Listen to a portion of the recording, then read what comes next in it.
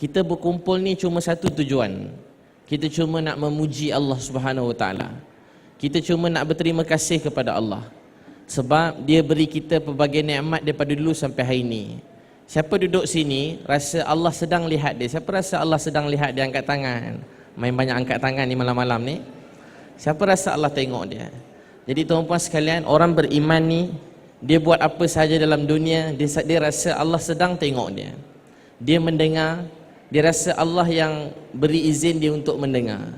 Sebab tu tuan-tuan dan puan sekalian bersyukur kerana Allah beri banyak nikmat. Masa saya dulu-dulu pernah saya pergi Pakistan, bukan belajar sangat pun. Saya pergi Pakistan, masa tu budak-budak lagi, remaja. Masa musim sejuk, ada orang bagi saya selai kain macam ni. Nampak kain saya pegang ni, kain macam ni. Tapi dia warna kelabu. Macam cerita Hindustan tu. Tuan-puan tengok cerita Hindustan? Tak tengok sangat kan? Tak tengok warak juga kat sini memang lain macam saya tengok warak kan. Sambil jalan tengok semua jalan, sepanjang jalan telur dibasuh, lain macam kan. Dalam dunia kat sini je ada, tempat lain tak ada dalam dunia ni. Dalam Malaysia, dalam dunia kat sini je. Semua kedai tulis telur dibasuh kan. Tempat lain semua tak ada. Tempat lain telur mungkin tak basuh lah. Semua tulis telur dibasuh. Semua sepanjang jalan saya tengok, saya pun menitik air mata. Saya tahu takkan orang buat macam tu melainkan kerana pendidikan orang alim-alim di sini yang banyak yang mengajar kebaikan, pendidikan yang berterusan sehingga orang datang kesedaran.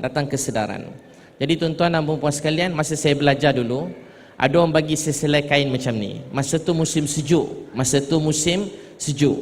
Sejuk betul lah dekat Pakistan. Masa tu suhu mungkin beberapa darjah Celsius. Ada orang bagi kain. Saya tengah dengar ceramah, saya dengan kawan saya pakai baju nipis. Musim sejuk, kalau pakai baju nipis ni boleh sakit, ada orang mati sebab musim sejuk, negara orang susah. Tapi kalau kat London, dekat Paris tak sejuk sebab bangunan dia ada pemanas, kereta ada pemanas, air panas ada air panas. Negara orang miskin nak air panas kena masak, kena hidupkan api. Tuan-puan sekalian, masa tu saya dengar ceramah pakai baju nipis. Saya dengan kawan saya dengar ceramah berpeluk-peluk. Kami dengar ceramah ni dalam kemah, berpeluk-peluk, sejuk. Datang satu orang haji, dia datang kat saya, dia tengok saya, dia nangis. Haji tu memang jenis orang yang hati lembut. Dia tak boleh tengok orang miskin, orang anak yatim, orang miskin. Masa tu saya susah, saya tak ada duit. Orang bagi saya selai kain macam warna kelabu tu, saya ambil dan saya pakai buat lilit badan. Dan hilang kesejukan saya macam nak mati tadi, hilang. Dan sampai hari ini kain kelabu tu saya simpan. Masa waktu malam saya tidur atas guni je. Duit nak beli sleeping bag pun tak ada. Duit nak makan pun tak ada, takkan duit nak alas tidur lagi tak ada.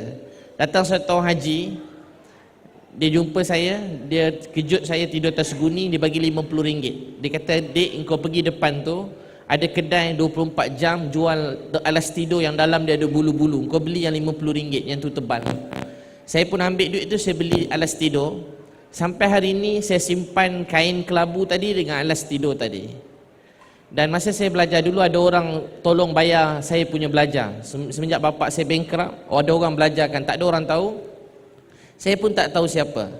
Setiap kali saya jumpa dua orang, saya cakap terima kasih. Dan saya terhutang budi dengan seorang yang bagi saya selai kain tadi.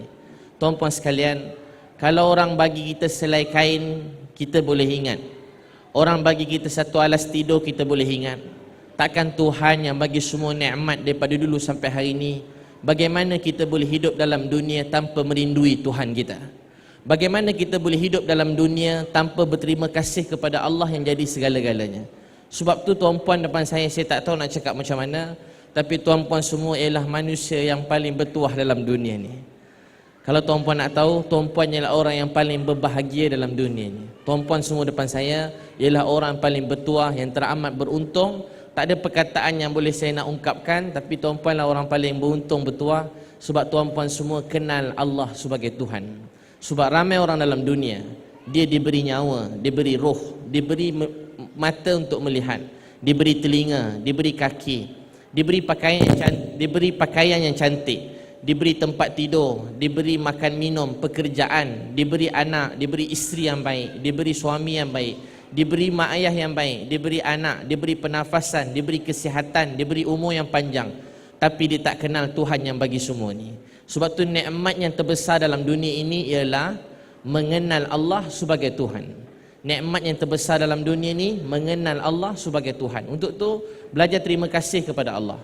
Bila kita kenal Allah sebagai Tuhan, kita akan menjadi manusia yang paling bahagia dalam dunia ni. Tuan-puan tahu tak, bahagia, tuan-puan semua nak bahagia tak? Siapa nak bahagia? Angkat tangan lagi kan. Bahagia ni dekat sini. Bahagia ni sebab masa saya kecil-kecil dulu, kalau dengar ceramah saya asyik kena angkat tangan. Tu saya geram tu. Jadi suruh orang lain pula angkat tangan. Jadi masa saya kecil-kecil dulu, bukan kecil-kecil. Tuan-puan tahu bahagia dekat mana? Dekat sini, dekat hati, dekat jantung ni. Kalau hati kita bahagia, kita pergi mana pun dalam dunia ni kita akan bahagia. Bahagia ni dekat sini. Dunia ni berubah. Allah ubah dunia ni. Allah suka ubah dunia ni dengan Allah hantar Rasulullah sallallahu alaihi wasallam.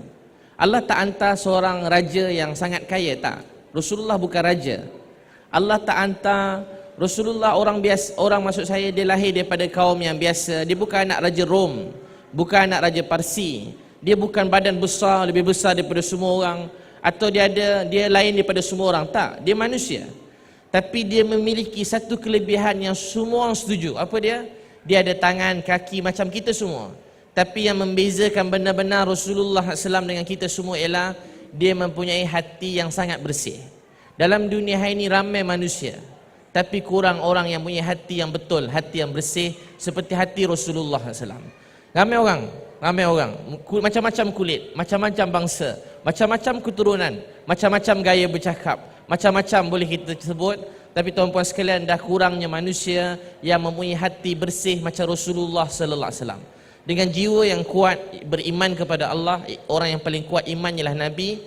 Dengan iman yang kuat keyakinan kepada Allah, Nabi telah berdakwah dan seluruh dunia ini telah berubah sehingga Islam sampai kepada kita semua. Tuan-tuan dan puan sekalian, Rasulullah SAW masa nak masuk rumah, Nabi sallallahu alaihi wasallam kena tunduk. Rumah Nabi ni kecil, nak masuk rumah kena tunduk. Ada tuan-puan masuk rumah kena tunduk.